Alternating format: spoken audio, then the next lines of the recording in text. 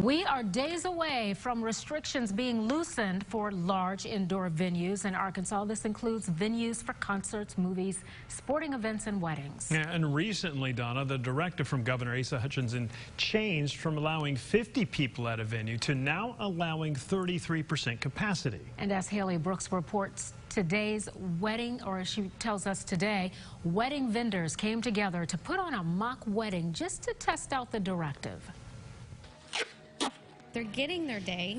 It's just not going to look like what they expected it to look like. Masks, hand sanitizer, and tape are just a handful of things that are now needed for a wedding during this pandemic.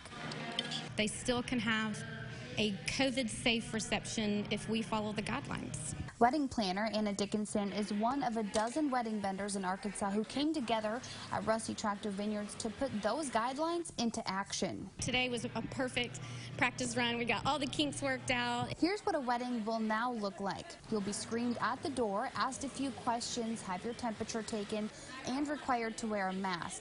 Only 33% of the venue's capacity will be allowed in. Social distancing rules will be followed throughout the entire venue. One more family unit. And food will be caterer-served buffets or plated meals. Thank you. The capacity for this venue is 299 people, but following social distancing and the directive, they were able to safely fit 78 seats in this room.